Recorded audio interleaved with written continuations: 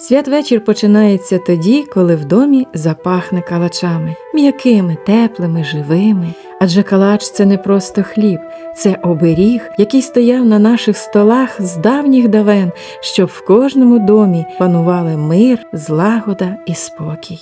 Їх формували по-різному, але було і залишається єдине правило – калач має бути круглим, як символ безкінечності роду. З вами Кухня як Релакс поділиться сьогодні 2 способами формування калачів та рецептом найвдалішого пісного заварного тіста на самий святвечір. Рецептуру даю покроково з тих частин, з яких будемо замішувати тісто. Детально все дам в описі під відео також.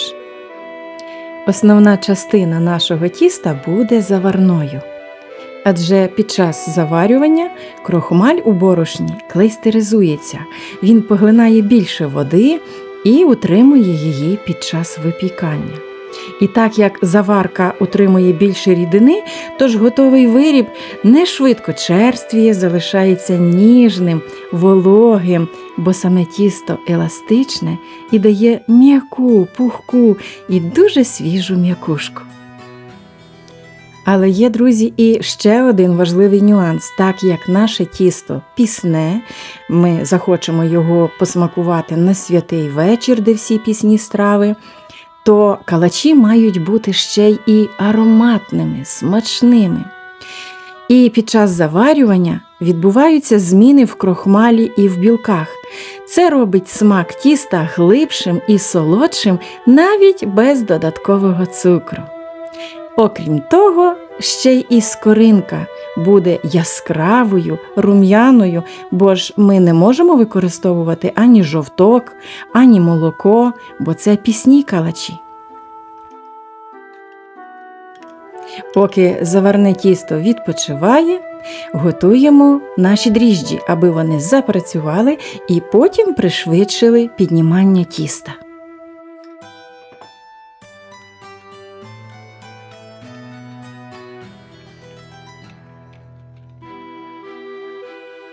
І ще вам одна моя власна добра порада. У солодку випічку, дріжджову випічку додайте столову ложку меду. Адже мед дозволить вам отримати кращу пористість тіста, бо ж дріжджі в поєднанні з медом краще активуються і бродіння роблять стабільнішим. Окрім того, мед додасть теплий медовий післясмак у ваших калачах.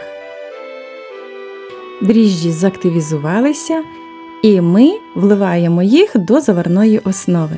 Починаємо заміс.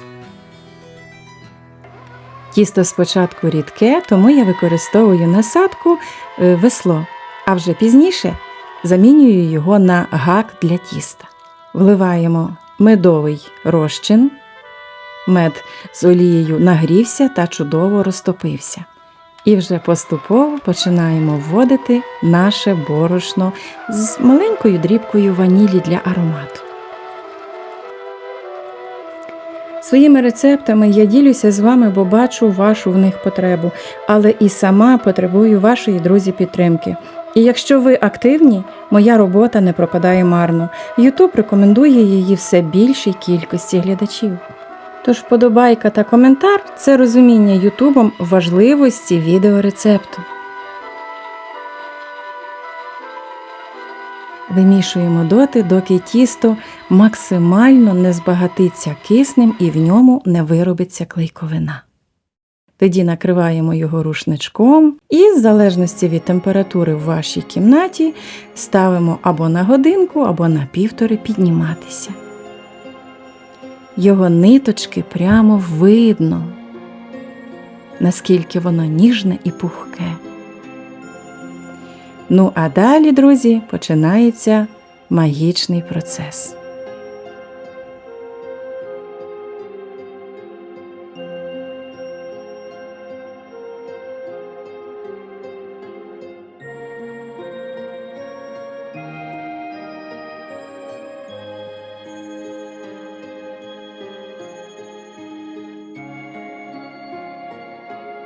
Ділимо все тісто на шматочки.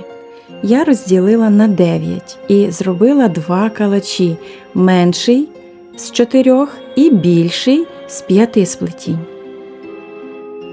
Формуємо тонкі, довгі смужечки чи рулетики і будемо починати формувати калачі. Береш тісто в руки, а воно тепле, як літні світанки в Україні. Ну, а коли вже заплітаєш, то здається, ніби заплітаєш час. Тож перший калач буде у вигляді тугої коси. Коса в українській традиції – символ жіночої сили та берегині дому. Такий калач ставили ближче до свічки на щастя, на захист і на цілісність родини. Але потрібно було заплести косу так, аби калачі були круглими, щоб і родина вся збиралася за одним столом. Починаємо заплітати вінок. Перший ряд, який найближчий до центру, заплітаємо в одному напрямку. Наступний рядок – в протилежному. І так чергуємо доти, доки не виплетемо всі косички.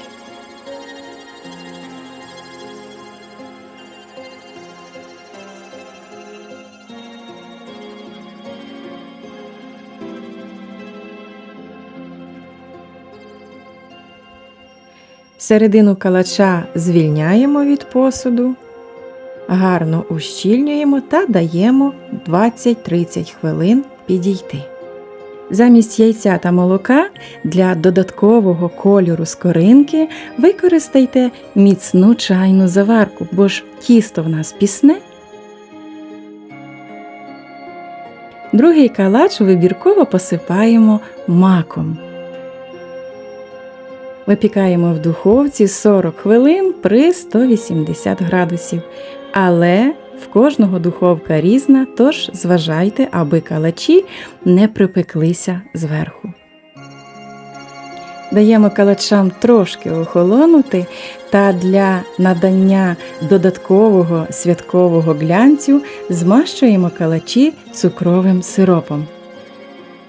Спеклися перші калачі, і в хаті запанував аромат передріздвяного дива. Це той запах дому, який повертає з далеких доріг до сім'ї, до родини. А ось іще один спосіб формування святкових калачів. Він ніби з вінків, де кожна кулька як маленьке сонце. Разом вони творять коло єдності, бо ж на Різдво важливо, щоб усі були поруч. Такі калачі клали у хустину та відсилали дітей до хрещених з подякою. Хто з вас колись ходив з такими пакунками на святвечір? Розкажіть в коментарях, поділіться спогадами. Погляньте, яку текстуру дає заварне медове тісто в калачах. Вони неймовірні. Окрім того, що вони довго залишаються свіжими, ароматними, не черствіють, вони ще й є символом нашого роду. Кожна коса, кожна складочка мали свою символіку. Бо ж калач – це хліб, який пам'ятає більше за нас. Пам'ятає руки, що місили його багато років тому. Пам'ятає голоси, які колядували в хаті та під вікнами. Ми і сьогодні випікаємо його як символ першої різдвяної зірки, що сповістила про народження Христа. Тож хай ці калачі принесуть у ваш дім мир, тепло і Божу ласку. Хай буде смачним кожен день Нового року і хай Різдво освітлює ваш шлях. А кухня як релакс дякує кожному за вашу любов, тепло сердець, за вашу безцінну підтримку, вподобайками, поширенням та коментарями.